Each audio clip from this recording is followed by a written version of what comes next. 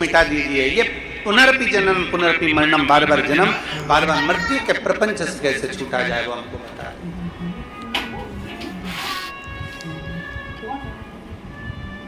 हम कैसे छूटे हैं।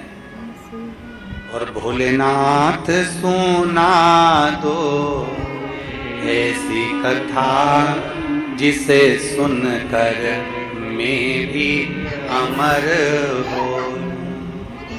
हे शंभु, है त्रिकालदर्शी, है कैलाशी, है विनाशी, जिसको श्रवण कर मेरे भीतर के संशय मिट जाए, जिसको श्रवण कर मेरे भीतर का संशय चले जाए, ऐसी कथा मेरे जीवन को श्रवण करा दे। मुझे श्रवण करना है ऐसी कथा जो मेरे संशय को मिटा दे, मेरे संशय को समाप्त कर दे। मां भगवान देवादिदेव महादेव सुन रहे हैं। माता सती बारंबार प्रश्न कर रही हैं। भगवान शंकर से बारंबार प्रश्न किया जा रहा है, बारंबार। और कितना सुंदर बात है, शिव पुराण कहती है यदि हमारा कर्म अच्छा है,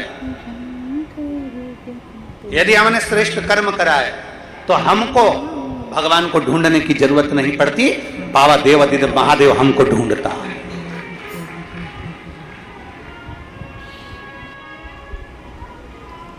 अगर हमारा कर्म अच्छा है, अगर हमारे कर्म श्रेष्ठ हैं, तो हमको बाबा को ढूंढने की जरूरत नहीं, बाबा हमें ढूंढेगा, बाबा हमको ढूंढने की जरूरत।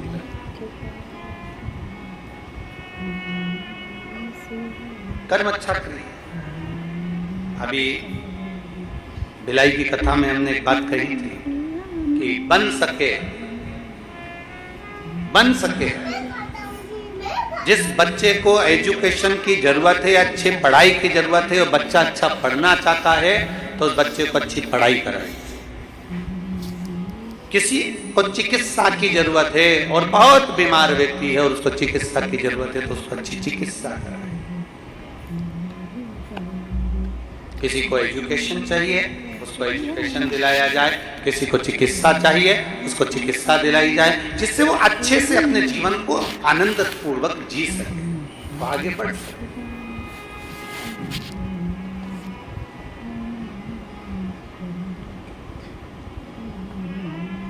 किस किसने सुनी थी भिलाई की कथा? हाथ उठाओ जरा। सभी ने सुनी है? रख लो रख लो रख लो। अगर चिकित्सा की जरूरत है तो चिकित्सा मिले, और यदि कहीं शिक्षा की जरूरत है तो शिक्षा मिले, और प्रयास करें कि अच्छी शिक्षा, अच्छी चिकित्सा जनमानस तक पहुंचे।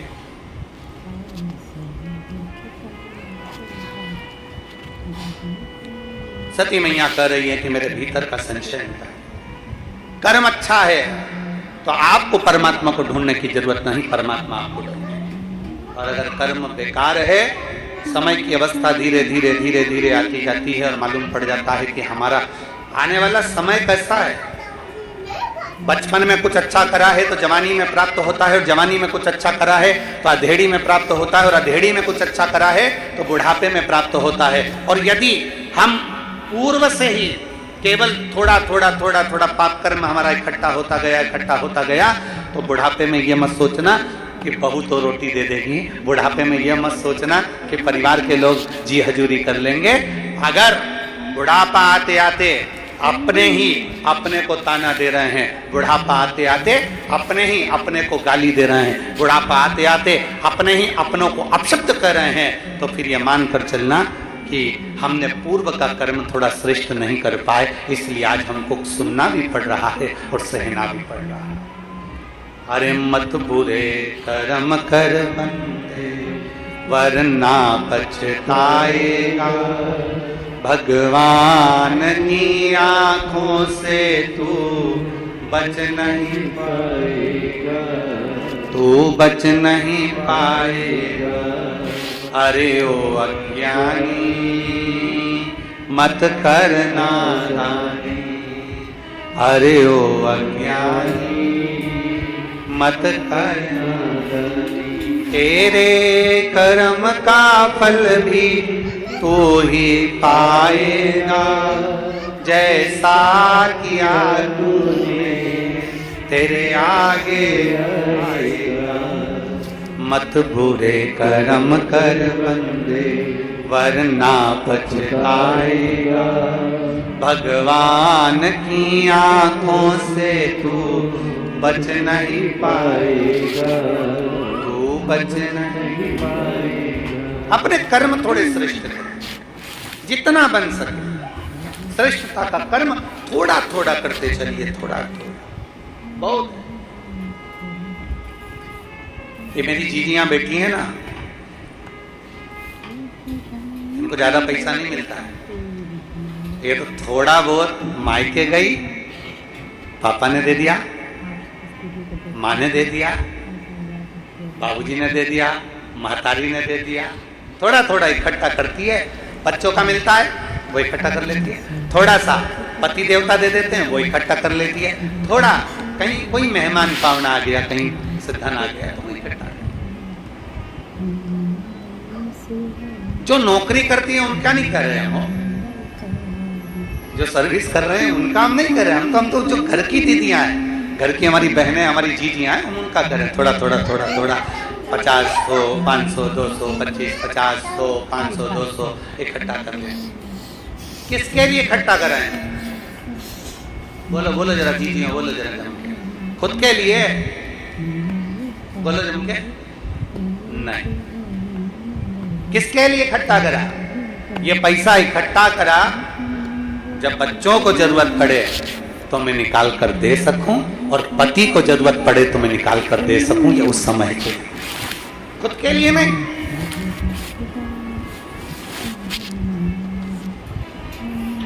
एक कथा,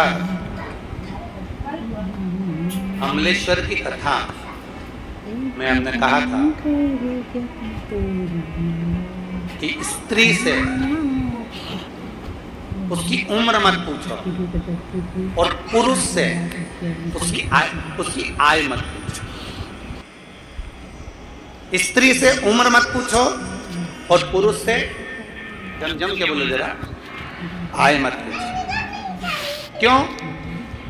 स्त्री से उम्र इसलिए नहीं पूछिए क्योंकि स्त्री अपने लिए नहीं जीती, एक नारी जब भी जीती है अपने परिवार के लिए जीती है, इसलिए नारी से उसकी उम्र नहीं पूछी जाती, उसकी उम्र नहीं पूछते कि तू कितने साल की।